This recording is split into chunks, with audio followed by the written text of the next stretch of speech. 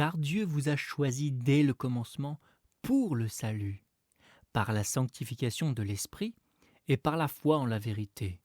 C'est à cela qu'il vous a appelé par notre évangile, pour que vous obteniez la gloire de notre Seigneur Jésus-Christ. 2 Thessaloniciens, chapitre 2, versets 13 et 14. S'il n'existe aucun autre texte dans la parole sainte que celui-ci, nous serions tous tenus d'accueillir et de reconnaître la véracité de la grande et glorieuse doctrine du choix ancestral de Dieu pour sa famille. Or, il semble exister un préjugé tenace contre cette doctrine. Et bien que la plupart des autres doctrines soient reçues par les chrétiens, certaines avec prudence, d'autres avec joie, celle-ci semble être le plus souvent ignorée et rejetée. Dans nombre de nos chairs, prêcher sur l'élection serait considéré comme un péché grave, voire une trahison, car on ne saurait en faire un discours pratique. Je crois qu'ils se sont égarés. Tout ce que Dieu a révélé, il l'a révélé dans un but précis.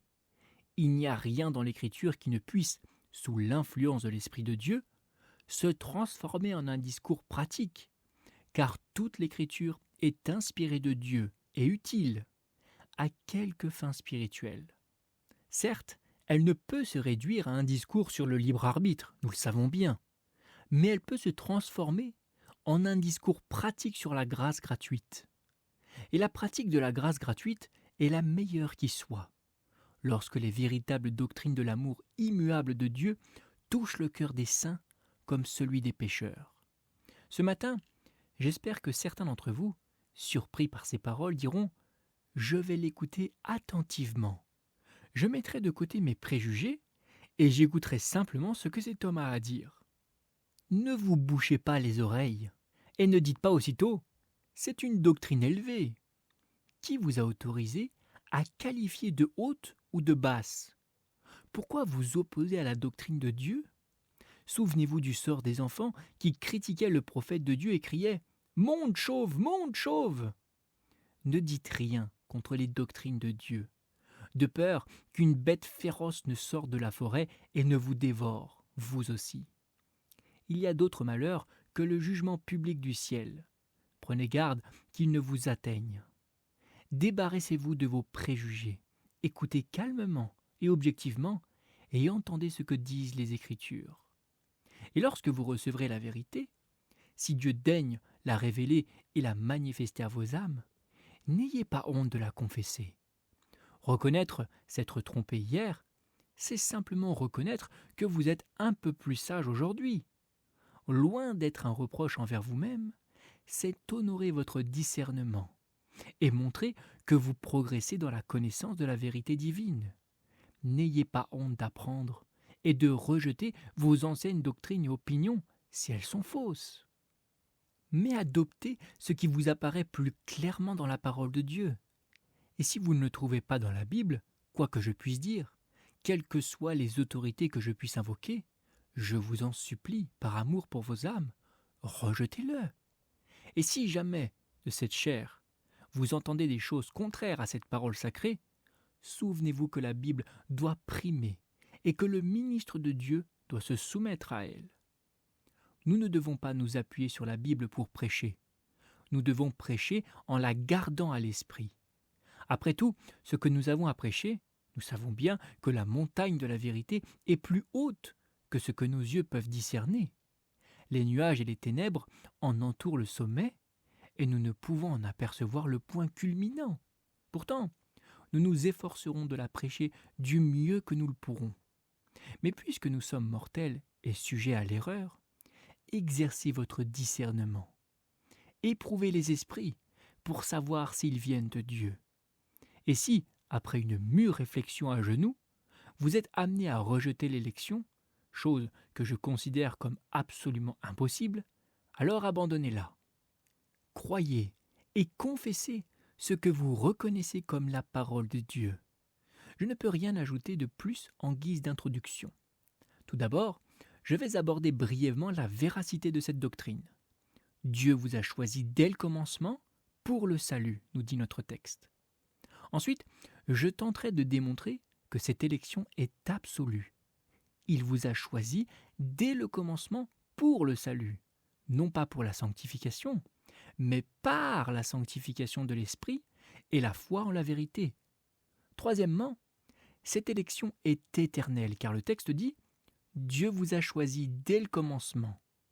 Quatrièmement, elle est personnelle. Il vous a choisi. Nous examinerons ensuite les effets de cette doctrine. Nous verrons ce qu'elle produit.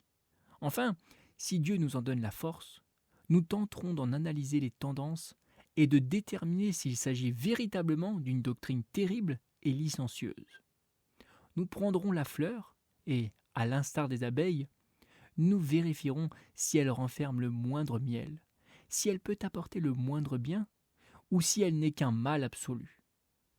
Tout d'abord, je dois tenter de prouver que cette doctrine est vraie. Je m'adresserai à vous en tenant compte de vos différentes positions et conditions. Certains d'entre vous appartiennent à l'Église d'Angleterre, et je suis heureux de vous voir si nombreux ici. Bien que je puisse parfois tenir des propos très durs sur l'Église et l'État, j'aime l'Église d'Angleterre, car elle compte en son sein de nombreux ministres pieux et d'éminents saints. Je sais que vous croyez fermement en ce que les articles déclarent être la saine doctrine. Je vais vous donner un exemple de ce qu'ils disent concernant l'élection, afin que, si vous y croyez, vous ne puissiez échapper à l'élection. Je vais lire un extrait du 17e article sur la prédestination et l'élection. Je cite. « La prédestination à la vie est le dessein éternel de Dieu, par lequel, avant même la fondation du monde, il a continuellement décrété, selon son dessein secret, de délivrer de la malédiction et de la damnation ceux qu'il a choisis en Christ parmi les hommes, et de les conduire, par Christ, au salut éternel, comme des vases créés pour sa gloire. C'est pourquoi ceux qui sont dotés d'un si excellent don de Dieu sont appelés, selon son dessein, par son esprit, agissant en son temps. Par grâce, ils obéissent à cet appel. Ils sont justifiés gratuitement. Ils deviennent enfants de Dieu par adoption. Ils sont créés à l'image de son Fils unique Jésus-Christ. Ils marchent dans la piété par les bonnes œuvres. Et enfin, par la miséricorde de Dieu, ils parviennent au bonheur éternel. » Fin de citation. Or, je pense que tout homme d'Église, s'il est sincère et honnête dans sa foi en l'Église, doit être un fervent partisan de l'élection. Certes, s'il se tourne vers certains passages du livre de prière, il y trouvera des choses contraires à la doctrine de la grâce gratuite et totalement étrangères à l'enseignement des Écritures. Mais s'il examine les articles de la Confédération, il ne peut que constater que Dieu a choisi son peuple pour la vie éternelle. Je ne suis cependant pas aussi passionné par ce livre que vous, et je n'ai utilisé cet article que pour vous montrer que si vous appartenez à l'Église d'Angleterre, vous ne devriez pas vous opposer à cette doctrine de la prédestination. Une autre autorité humaine qui confirme la doctrine de l'élection est l'ancien credo vaudois. Si vous lisez ce credo, élaboré par les anciens vaudois au cœur même de la persécution, vous constaterez que ces éminents croyants et confesseurs de la foi chrétienne ont fermement reçu et embrassé cette doctrine comme une part de la vérité divine. J'ai recopié d'un ouvrage ancien l'un des articles de leur foi. Je cite. « Dieu sauve de la corruption et de la damnation ceux qu'il a choisis dès la fondation du monde, non pas en raison d'une disposition, d'une foi ou d'une sainteté qu'il aurait pu reconnaître en eux auparavant, mais par sa seule miséricorde en Jésus-Christ, son Fils, laissant de côté tous les autres, selon la raison irréprochable de sa libre volonté et de sa justice. » Fin de citation. Il n'y a donc rien de nouveau à ce que je presse une doctrine nouvelle. J'aime proclamer ces anciennes doctrines solides, que l'on appelle calvinisme, mais qui sont assurément la vérité révélée de Dieu en Jésus-Christ. Fort de cette vérité, j'entreprends un pèlerinage dans le passé et, chemin faisant, je vois père après père, confesseur après confesseur, martyr après martyr, se lever pour me serrer la main. Si j'étais pélagien ou partisan du libre arbitre, je devrais cheminer seul pendant des siècles, ça et là, Un hérétique à la réputation douteuse pourrait se lever et m'appeler frère. Mais, prenant ces choses pour norme de ma foi, je vois la terre des anciens peuplée de mes frères et sœurs. Je contemple des multitudes qui confessent la même chose que moi et reconnaissent que c'est la religion de l'Église de Dieu. Je vous livre également un extrait de l'ancienne confession de foi baptiste. Nous sommes baptistes dans cette assemblée, du moins la plupart d'entre nous. Et nous aimons lire ce qu'ont écrit nos ancêtres. Il y a environ 200 ans, les baptistes se sont réunis et ont publié leur article de foi afin de mettre fin à certaines rumeurs qui circulaient dans le monde, remettant en cause leur orthodoxie.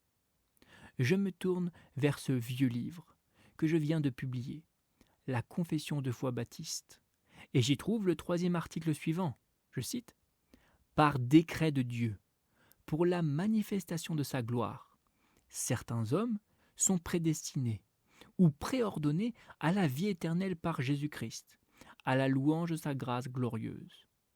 D'autres sont laissés à leur péché, à leur juste condamnation, et cela à la louange de sa justice glorieuse. Ces hommes ainsi prédestinés et préordonnés sont conçus de manière particulière et immuable, et leur nombre est si certain et défini qu'il ne peut être ni augmenté ni diminué. Ceux de l'humanité qui sont prédestinés à la vie, Dieu, avant même la fondation du monde, selon son dessein éternel et immuable, le conseil secret et le bon plaisir de sa volonté, les a choisis en Christ pour la gloire éternelle, par sa seule grâce et son amour, sans qu'aucune autre condition ou cause ne l'y ait poussé. » Fin de citation. Quant à ces autorités humaines, je leur accorde que peu d'importance. En effet, peu m'importe ce qu'elles disent, pour ou contre, au sujet de cette doctrine. Je ne les utilisais que comme une sorte de confirmation de votre foi, pour vous montrer que, même si l'on me traite d'hérétique et d'hyper-calviniste, je suis après tout soutenu par l'Antiquité. Tout le passé est de mon côté. Le présent m'importe peu. Donnez-moi le passé, et j'espérerai en l'avenir. Que le présent me nargue, cela m'est égal. Qu'importe si une multitude d'églises de Londres ait abandonné les grands dogmes cardinaux de Dieu.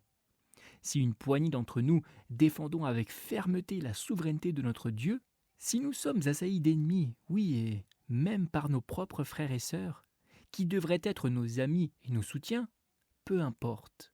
Si nous pouvons compter sur le passé, la noble armée des martyrs, la glorieuse armée des confesseurs, ils sont nos amis, ils sont les témoins de la vérité et ils nous soutiennent. Grâce à eux, nous ne dirons pas que nous sommes seuls, mais nous pourrons proclamer « Voici, Dieu s'est réservé 7000 personnes qui n'ont pas fléchi le genou devant Baal. » Mais le plus important, c'est que Dieu est avec nous. La grande vérité de Dieu, c'est toujours la Bible, et la Bible seule. Mes auditeurs, vous ne croyez en aucun autre livre que la Bible, n'est-ce pas? Si je pouvais le prouver à partir de tous les livres de la chrétienté, si je pouvais retrouver la bibliothèque d'Alexandrie et le prouver là-bas, vous n'y croiriez plus. Mais vous croirez assurément en ce qui est écrit dans la parole de Dieu. J'ai donc sélectionné quelques passages à vous lire.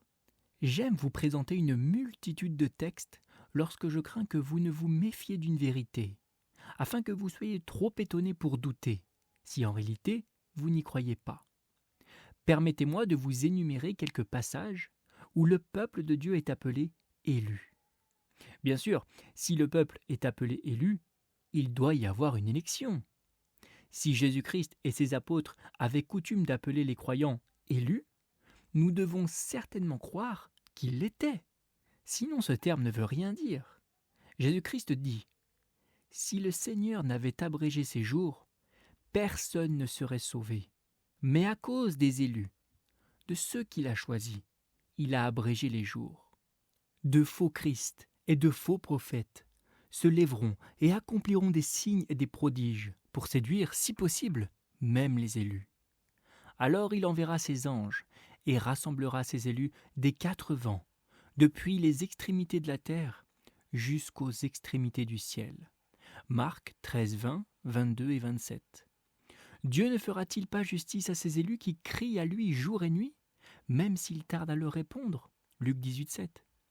Il y a encore de nombreux autres passages où apparaissent les mots élu, choisi, prédestiné ou désigné, ou encore l'expression mes brebis, ou une désignation similaire, montrant que le peuple du Christ se distingue du reste de l'humanité. Mais vous avez des concordances, et je ne vous importunerai pas avec des textes. Dans les épîtres, les saints sont constamment appelés les élus. Dans l'épître aux Colossiens, Paul dit « Revêtez-vous donc, comme des élus de Dieu, saints et bien-aimés, d'entrailles de miséricorde. » Lorsqu'il écrit à titre, il se présente comme Paul, serviteur de Dieu et apôtre de Jésus-Christ, selon la foi des élus de Dieu. Pierre dit « Élu selon la préconnaissance de Dieu le Père ». Si vous vous tournez vers Jean, vous constaterez qu'il affectionne particulièrement ce terme, car il dit « l'ancien à la dame élue ». Et il parle de notre sœur élue. En ces temps-là, on n'avait pas honte de la parole. On n'hésitait pas à en parler. De nos jours, la parole s'est parée de significations diverses et certains ont mutilé et perverti la doctrine au point d'en faire une doctrine diabolique. J'avoue que beaucoup de ceux qui se disent croyants ont sombré dans un antinomisme radical. Mais malgré cela, pourquoi en aurais-je honte si l'on la dénature? Nous aimons la vérité de Dieu, qu'elle soit torturée ou non. Si nous avions un martyr que nous aimions avant son supplice, nous l'aimerions davantage encore quand il sera étendu. Quand la vérité divine est mise à rude épreuve, nous ne la qualifions pas de mensonge. Nous préférons la voir intacte, mais nous l'aimons même ainsi, car nous pouvons discerner sa véritable essence si elle n'avait pas été torturée par la cruauté et les inventions humaines. Si vous lisez de nombreux épîtres des pères de l'Église, vous constaterez qu'ils s'adressent souvent au peuple de Dieu comme aux élus. De fait, l'expression courante employée entre les chrétiens des premiers temps de nombreuses églises était celle d'élus. Ils l'utilisaient fréquemment, montrant ainsi qu'il était généralement admis que tout le peuple de Dieu était manifestement choisi. Lisons maintenant les versets qui prouvent clairement cette doctrine. Ouvrez vos Bibles et lisez Jean 15, 16. Vous y verrez que Jésus-Christ a choisi son peuple, car il dit « Ce n'est pas vous qui m'avez choisi, mais moi qui vous ai choisi et établi, afin que vous alliez, que vous portiez du fruit, et que votre fruit demeure, afin que tout ce que vous demanderez au Père en mon nom, il vous le donne. » Puis, au verset 19, « Si vous étiez du monde, le monde aimerait ce qui est à lui. Mais parce que vous n'êtes pas du monde, et que je vous ai choisi du milieu du monde, c'est pourquoi le monde vous hait. » Enfin, au verset 17, « Car je leur ai donné les paroles que tu m'as données, et ils les ont reçues. Ils ont reconnu que je suis venu de toi, et ils ont cru que tu m'as envoyé. Je prie pour eux. Je ne prie pas pour le monde, mais pour ceux que tu m'as donnés, car ils sont à toi. » Tournez-vous maintenant vers Actes 13, 48. À cette nouvelle, les païens furent remplis de joie et glorifièrent la parole du Seigneur. Et tous ceux qui étaient destinés à la vie éternelle crurent. On peut toujours chercher la petite bête dans ce passage, mais le texte original dit clairement « destinés à la vie éternelle ». Quant aux commentaires, ils ne nous intéressent pas. Inutile de vous rappeler Romains 8, car je suis certain que vous connaissez et comprenez ce chapitre. Au verset 29 et suivant, il est dit « Car ceux qu'il a connus d'avance, il les a aussi prédestinés à être conformes à l'image de son Fils, afin qu'il soit le premier-né entre plusieurs frères. Et ceux qu'il a prédestinés, il les a aussi appelés. Et ceux qu'il a appelés, il les a aussi justifiés. Et ceux qu'il a justifiés, il les a aussi glorifiés. » Que dirons-nous donc de ces choses? Si Dieu est pour nous, qui sera contre nous? Lui qui n'a pas épargné son propre Fils, mais qui l'a livré pour nous tous. Comment ne nous donnera-t-il pas aussi tout avec lui? Qui accusera les élus de Dieu? C'est Dieu qui justifie.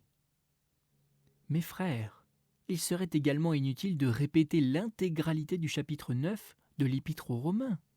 Tant que ce passage figurera dans la Bible, nul ne pourra prouver l'arminianisme.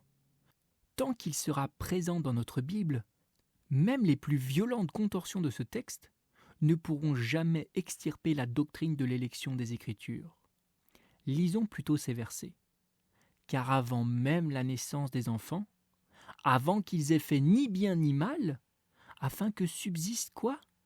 Le dessein d'élection de Dieu, non par les œuvres, mais par celui qui appelle. Il lui fut dit, l'aîné servira le plus jeune. Puis lisons le verset 22.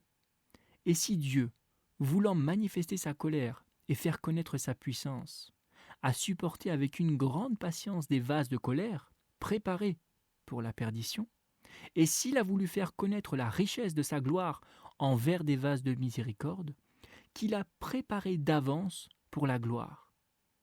Poursuivons avec Romains 11, 7. Quoi donc? Israël n'a pas obtenu ce qu'il cherchait, mais l'élection l'a obtenu, et les autres ont été aveuglés. Au verset 6 du même chapitre, nous lisons « De même, dans le temps présent, il y a un reste selon l'élection de la grâce. » Vous vous souvenez sans doute du passage de 1 Corinthiens 1, 26 à 29. Lisons. « Frères, considérez votre vocation. Il n'y a parmi vous ni beaucoup de sages selon la chair, ni beaucoup de puissants, ni beaucoup de nobles. Mais Dieu a choisi les choses folles du monde pour confondre les sages. Dieu a choisi les choses faibles du monde pour confondre les fortes.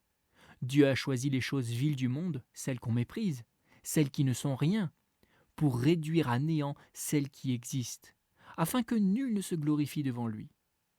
Rappelez-vous encore une fois, mes frères, le passage de 1 Thessaloniciens 5, 9. Dieu ne nous a pas destinés à la colère, mais à l'acquisition du salut par notre Seigneur Jésus-Christ. Et voici mon texte qui, je crois, devrait suffire. Si toutefois vous avez besoin de plus d'informations, vous pouvez les consulter à votre guise, si nous n'avons pas totalement dissipé vos doutes quant à la véracité de cette doctrine. Mes amis, il me semble que cette masse accablante de témoignages bibliques doit stupéfier ceux qui osent se moquer de cette doctrine. Que dire de ceux qui l'ont si souvent méprisée et ont nié sa divinité? Que dire de ceux qui ont fustigé sa justice et ont osé défier Dieu, le traitant de tyran tout-puissant, lorsqu'ils ont entendu parler de tous ceux qu'il a élus à la vie éternelle? Toi, ô réfractaire, peux-tu l'extirper de la Bible? Peux-tu, avec le canif, le retirer de la parole de Dieu? Seriez-vous comme ces femmes au pied de Salomon à vouloir partager l'enfant en deux pour n'en garder que votre moitié? Cela n'est-il pas écrit dans l'Écriture?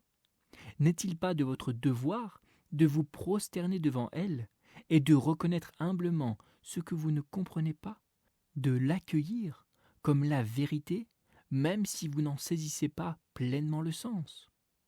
Je ne chercherai pas à prouver la justice de Dieu, qui a ainsi élu certains et en a laissé d'autres.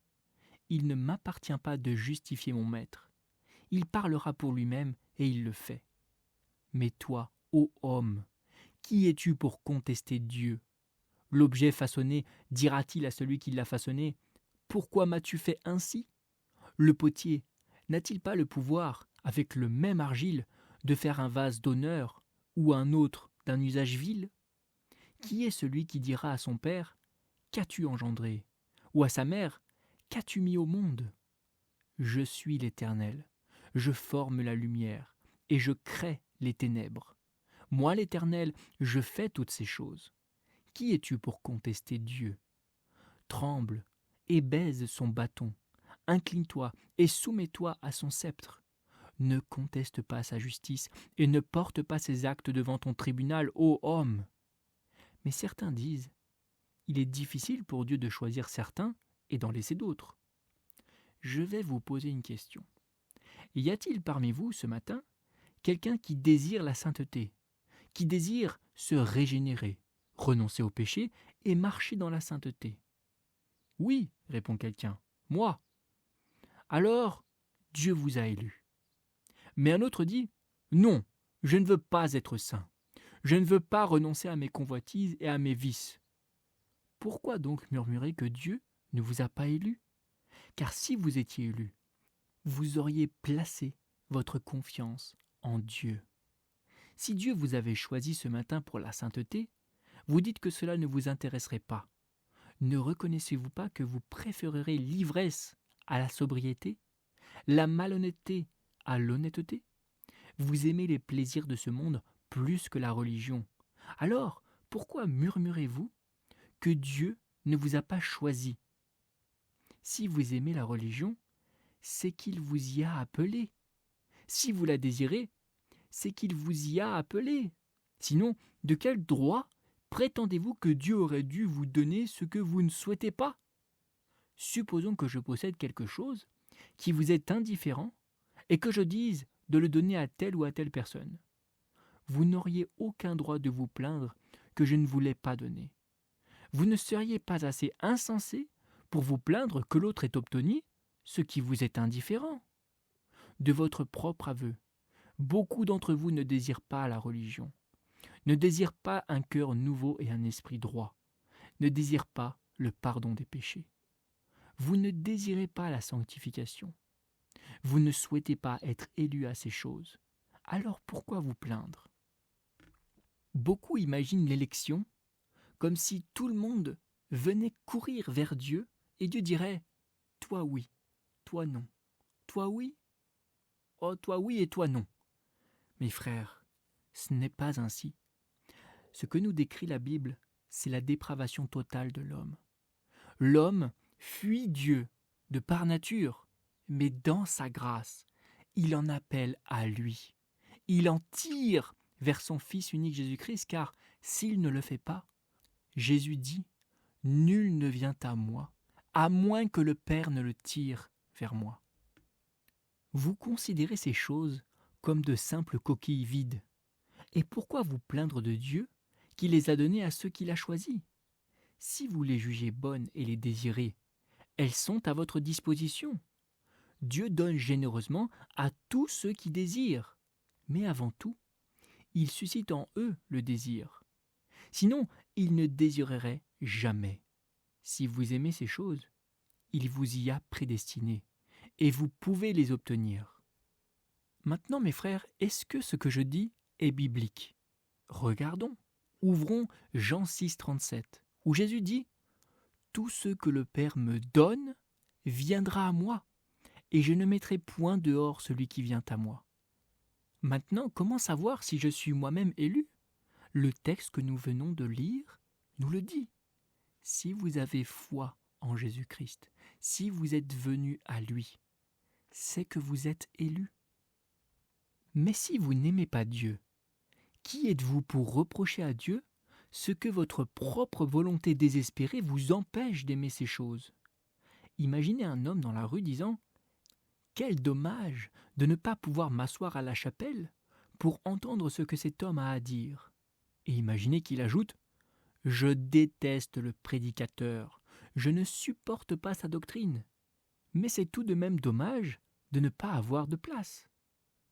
Vous attendriez-vous à ce qu'un homme dise cela? Non. Vous diriez aussitôt « Cet homme n'y prête aucune attention. Pourquoi se soucierait-il que les autres possèdent ce qu'ils chérissent et qu'ils méprisent? » Vous n'aimez ni la sainteté, ni la justice. Si Dieu vous a élu à ces choses, vous a-t-il conduit par là? Ah, mais, disent certains, je croyais que cela signifiait que Dieu avait élu certains au ciel et d'autres en enfer. C'est très différent de la doctrine de l'Évangile. Il a élu des hommes à la sainteté et à la justice, et par là au ciel.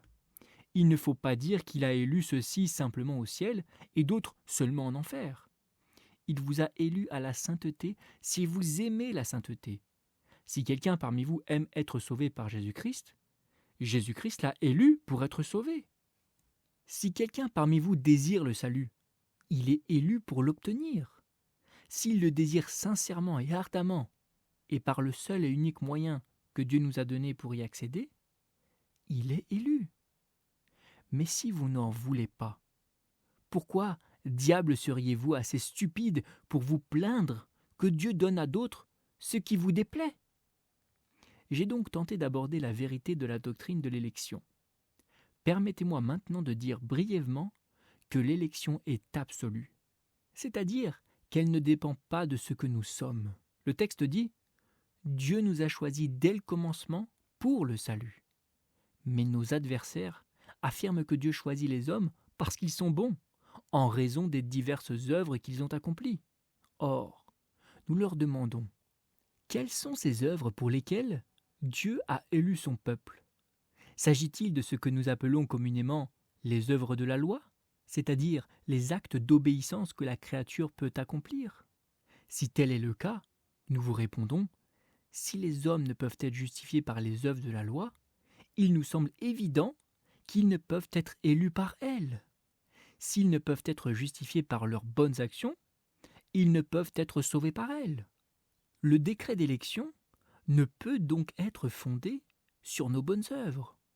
Mais, disent d'autres, Dieu les a élus en raison de leur foi prévoyante. En d'autres termes, Dieu aurait vu dans le futur qu'ils auraient cru. Mes frères, il y a un énorme problème à cela.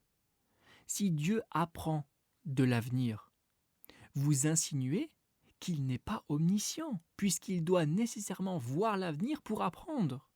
Or Dieu sait tout. Il n'a pas besoin de voir l'avenir pour cela, mes frères. Dieu donne la foi. Il n'aurait donc pas pu les élire en raison d'une foi qu'il aurait prévue. Imaginons 20 mendiants dans la rue, et je décide de donner 1 shilling à l'un d'eux.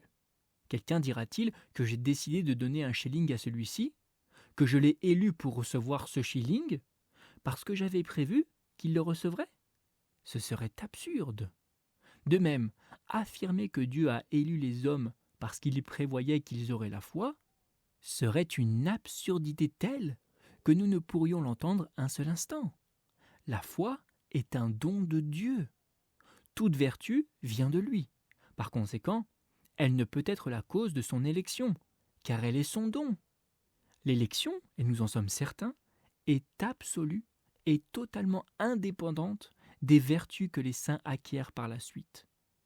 Qu'importe si un saint était aussi pieux et dévot que l'apôtre Paul, qu'importe s'il était aussi courageux que Pierre ou aussi aimant que Jean, il ne pourrait prétendre à rien d'autre qu'à ce qu'il a reçu de son Créateur.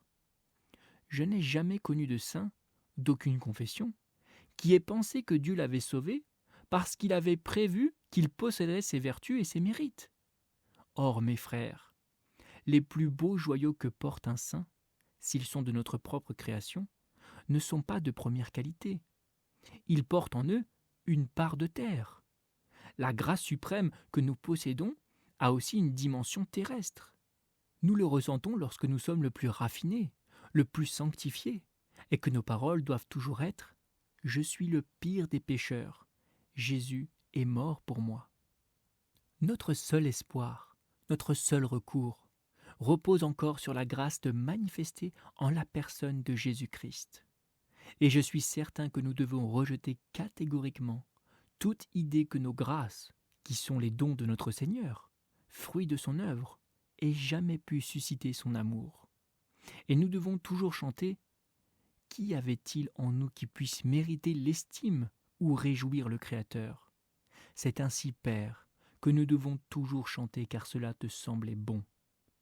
La Bible dit « Il fera miséricorde à qui il voudra ». Il sauve parce qu'il le veut. Et si vous me demandez pourquoi il me sauve, je ne peux que répondre « parce qu'il le voulait ». Y a-t-il quoi que ce soit en moi qui puisse me recommander à Dieu? Non, j'ai tout abandonné. Je n'avais rien pour me recommander. Je suis un pécheur. Quand Dieu m'a sauvé, j'étais le plus abject, le plus perdu, le plus ruiné de tous. Je gisais devant lui comme un enfant dans mon sang. En vérité, j'étais impuissant. Oh, combien je me sentais misérable et combien je me savais malheureux. Jonathan Edwards disait que la seule contribution à notre salut est notre péché qui l'a rendu nécessaire. Je me contenterai donc d'être sauvé par la grâce, la grâce pure et sans mélange. Je ne peux me vanter d'aucun mérite. Si vous le pouvez, moi non.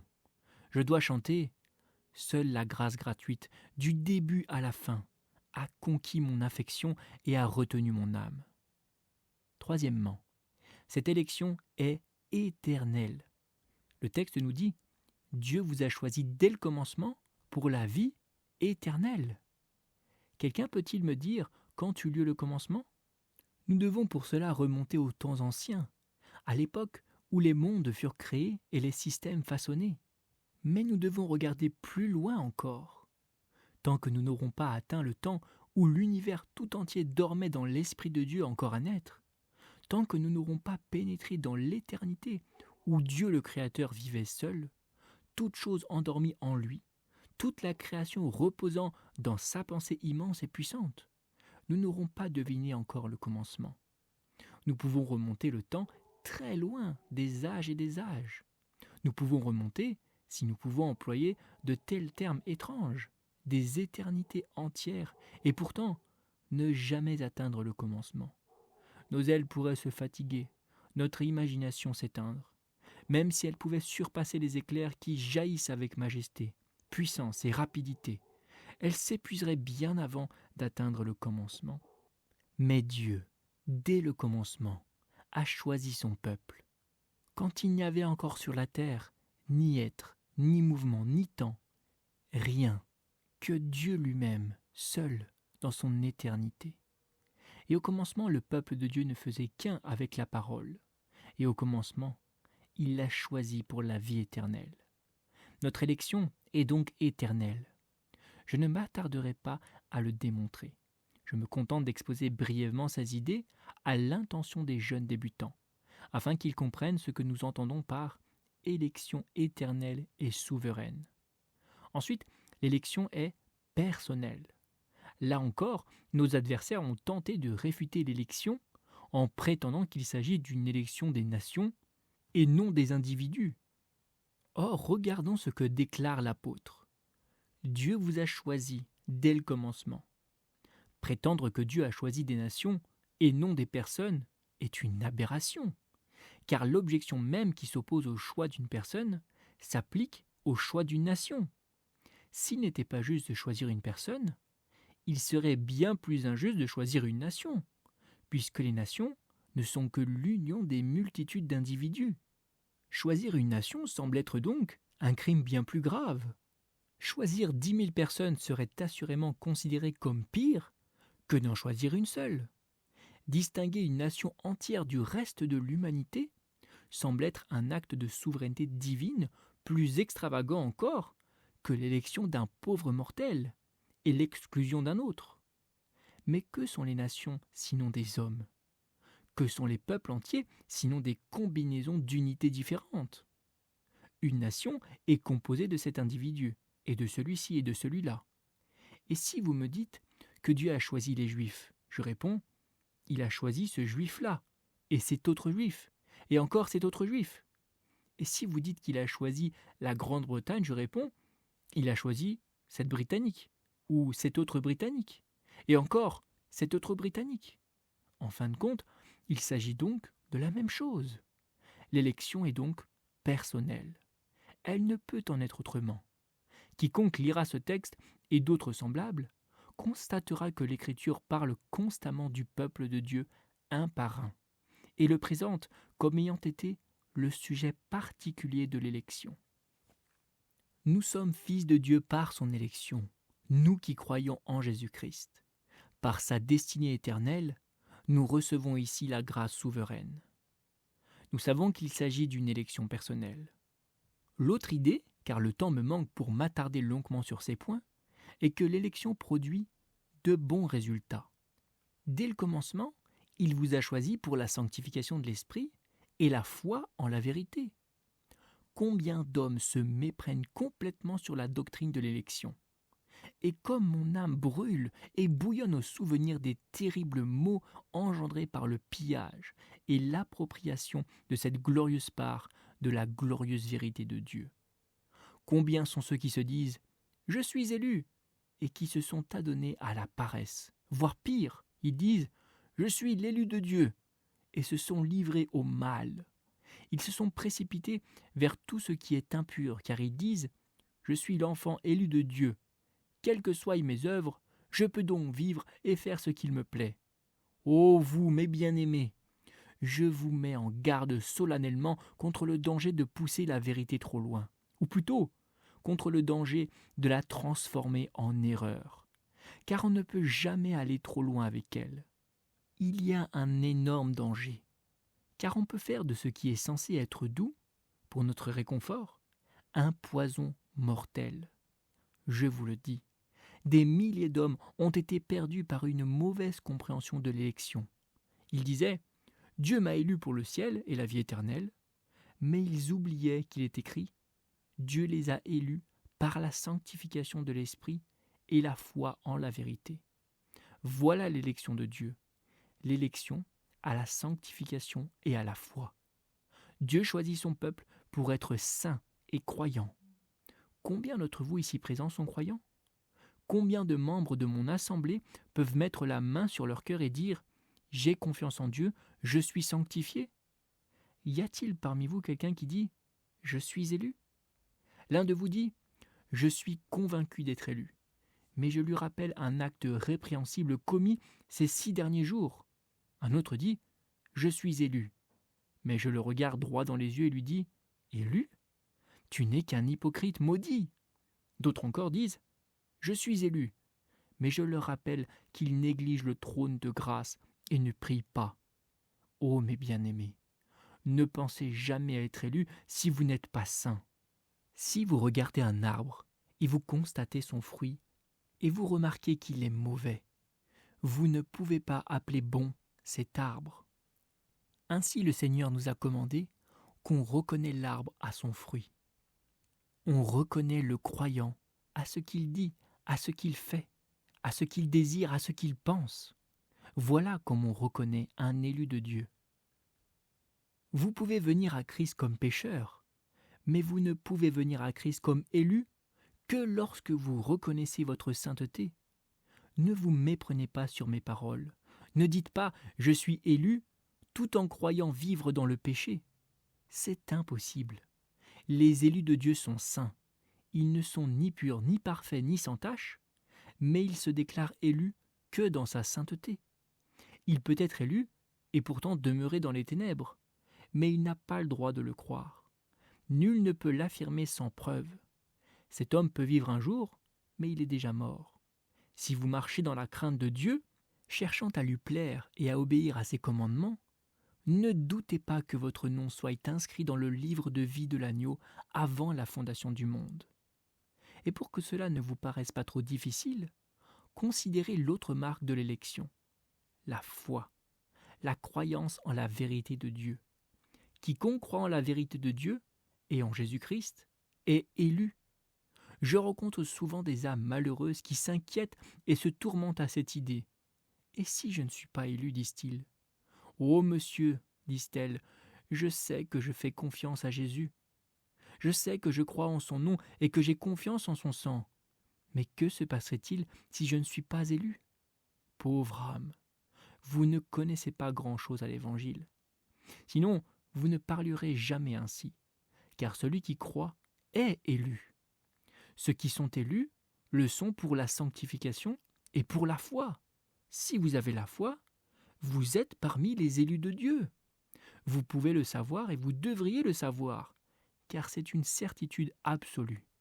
Si toi, pécheur, tu te tournes vers Jésus-Christ ce matin et que tu dis « Je n'apporte rien dans mes mains, je m'accroche simplement à ta croix », tu es élu. Je ne crains pas que l'élection n'effraie les pauvres saints ou les pécheurs. Nombreux sont les théologiens qui disent à celui qui s'interroge « L'élection ne te concerne pas ». C'est une erreur, car il ne faut pas réduire ainsi une âme au silence. Si vous pouviez la faire taire, ce serait bien, mais il y pensera. Elle ne peut s'en empêcher. Dis-lui donc, si tu crois au Seigneur Jésus-Christ, tu es élu. Si tu t'en remets à Jésus, tu es élu. Je te le dis, toi, le pire des pécheurs, ce matin, je te le dis en son nom, si tu viens à Dieu sans avoir accompli aucune œuvre par toi-même, si tu t'en remets au sang et à la justice de Jésus-Christ, si tu viens maintenant et que tu as confiance en lui seul, tu es élu. Dieu t'aimait avant la fondation du monde, car tu n'aurais rien pu faire de tel si Dieu ne t'en avait pas donné la force et ne t'avait pas choisi pour cela. Mes frères, vous connaissez Matthieu 16, où Pierre fit cette magnifique déclaration disant à Jésus « Tu es le Christ, le Fils du Dieu vivant ». Et que lui répondit Jésus? Jésus répondant lui dit « Tu es bienheureux Simon Bar-Jonas ». Pourquoi? Car la chair et le sang ne t'ont pas révélé cela, mais mon Père qui est dans les cieux. Mes amis, vous êtes désormais en sécurité si vous venez vous abandonner à Jésus-Christ et désirez être sauvés et aimés de lui. Mais ne croyez pas qu'on puisse être sauvé sans la foi et sans la sainteté. Mes auditeurs, n'imaginez pas qu'un décret passé dans les temps anciens puisse sauver vos âmes, à moins de croire en Christ. Ne vous croyez pas sauvés sans la foi et la sainteté. C'est une hérésie abominable et maudite qui a ruiné des milliers de personnes. Ne te laisse pas bercer par l'élection, car tu risques d'être perdu. À Dieu ne plaise que je te confectionne des coussins pour que tu puisses te complaire dans tes péchés. Pécheur, la Bible ne contient rien pour apaiser tes fautes. Mais si tu es condamné, ô homme, si tu es perdu, ô femme, tu ne trouveras dans cette Bible ni une parole pour te consoler, ni une doctrine pour effacer ta culpabilité. Ta damnation sera entièrement de ta faute et ton péché la méritera amplement, car tu ne crois pas que tu es condamné. Écoutez ce que dit notre Seigneur Jésus-Christ. Vous ne croyez pas parce que, voici la cause, vous n'êtes pas de mes brebis. Vous ne voulez pas venir à moi pour avoir la vie. N'imaginez pas que l'élection excuse le péché. N'y pensez même pas. Ne vous bercez pas d'une douce complaisance en pensant à votre irresponsabilité. Vous êtes responsable. C'est vrai, Dieu est souverain. Mais nous devons voir aussi la responsabilité de l'homme. Nous devons avoir l'élection, mais nous devons toucher vos cœurs. Nous devons vous transmettre la vérité de Dieu. Nous devons vous parler et vous rappeler ceci. S'il est écrit « En moi est ton secours », il est aussi écrit « Israël, tu t'es détruit toi-même ». Pour terminer, quelles sont les tendances justes et légitimes des conceptions correctes concernant la doctrine de l'élection? Premièrement, je vous dirai ce que la doctrine de l'élection amène les saints à faire sous la bénédiction de Dieu. Deuxièmement, ce qu'elle apporte aux pécheurs si Dieu leur accorde sa grâce. Tout d'abord, je crois que l'élection à la sainteté est l'une des doctrines les plus dépouillantes au monde. Elle nous prive de toute confiance en la chair et de toute foi en quoi que ce soit d'autre que Jésus-Christ. Elle anéantit l'orgueil de l'homme. Combien de fois nous drapons-nous dans notre propre justice et nous parons-nous des faux joyaux de nos œuvres? Nous commençons à dire « Maintenant je serai sauvé, car j'ai telle et telle preuve. » Or, c'est la foi pure qui sauve. Cette foi, et elle seule, nous unit à l'agneau, indépendamment des œuvres, bien qu'elle en soit la source. Combien de fois nous appuyons-nous sur une autre œuvre que celle de notre bien-aimé Jésus, et plaçons-nous notre confiance en une autre force que celle qui vient en haut? Si nous voulons que cette force nous soit retirée, nous devons considérer l'élection. Mon âme, fais une pause et réfléchis à ceci. Dieu t'aimait avant même que tu existes. Il t'aimait alors que tu étais mort dans tes transgressions et tes péchés, et il a envoyé son Fils mourir pour toi. Il t'a racheté par son précieux sang, avant même que tu puisses prononcer son nom. Peux-tu alors être orgueilleux? Je ne connais rien, absolument rien, de plus humble que cette doctrine de l'élection. Il m'est arrivé de me prosterner devant elle en m'efforçant de la comprendre. J'ai déployé mes ailes et, tel un aigle, je me suis envolé vers le soleil. Mon regard est resté fixe et mon aile fidèle un temps. Mais, lorsque je m'en suis approché et que cette pensée m'a saisi, Dieu vous a choisi dès le commencement pour le salut. J'ai été subjugué par son éclat. J'ai été ébranlé par la puissance de cette pensée, et de cette élévation vertigineuse est retombée mon âme, prostré et brisé, disant « Seigneur, je ne suis rien, je ne suis moins que rien, pourquoi moi? Pourquoi moi ?» Mes amis, si vous souhaitez l'humilité, méditez sur l'élection, car elle vous rendra humble sous l'influence de l'Esprit de Dieu. Celui qui s'enorgueillit de son élection n'est pas élu.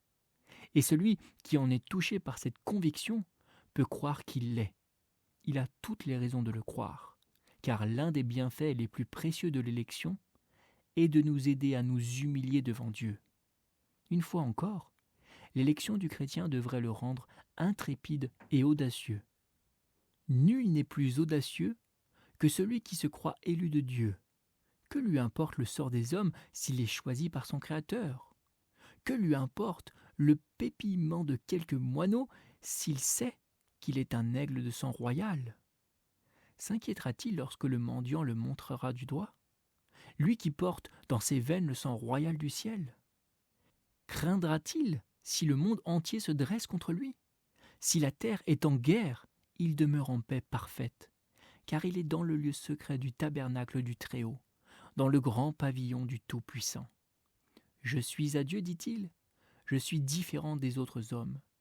Ils sont d'une race inférieure. Ne suis-je pas noble? Ne suis-je pas un aristocrate du ciel? Mon nom n'est-il pas inscrit dans le livre de Dieu?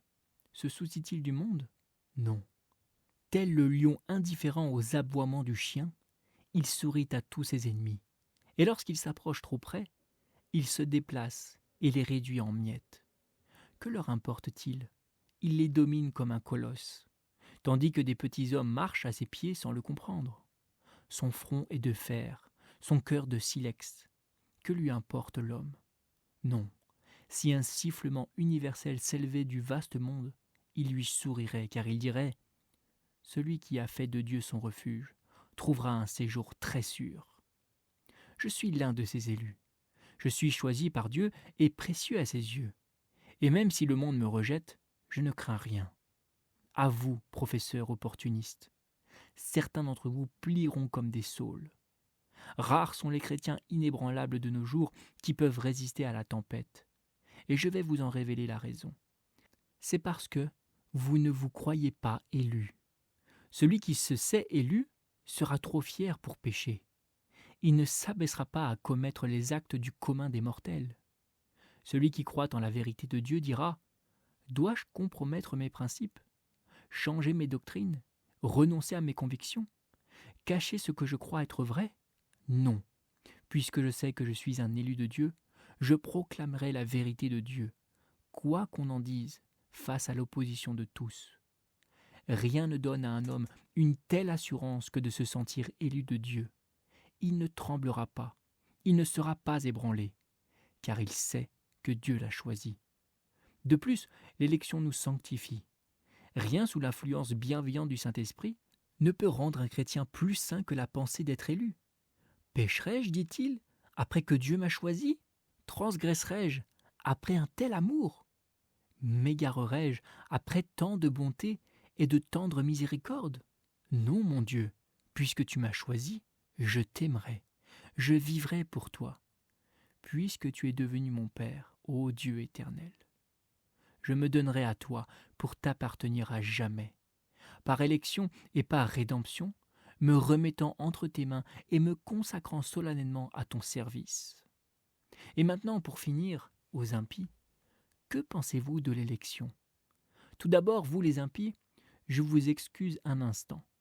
Nombreux sont ceux parmi vous qui n'aiment pas l'élection, et je ne vous blâme pas, car j'ai entendu ceux qui prêchent l'élection s'asseoir et dire « Je n'ai pas un mot à dire aux pécheurs ». Or, je vous le dis, vous devriez détester de tels sermons, et je ne vous en blâme pas. Mais je vous le dis, courage, ayez espoir, ô pécheurs, car l'élection existe. Loin de vous décourager, l'élection est pour vous une source d'espoir et de joie. Que diriez-vous si, désespéré, je disais « Comment puis-je être sauvé, puisque nul n'est élu ?» Mais je vous le dis, il y a une multitude d'élus, innombrables, une armée que nul mortel ne saurait compter. Courage donc, pauvres pécheurs, chassez votre désespoir. Ne pourriez-vous pas être élus comme tout le monde?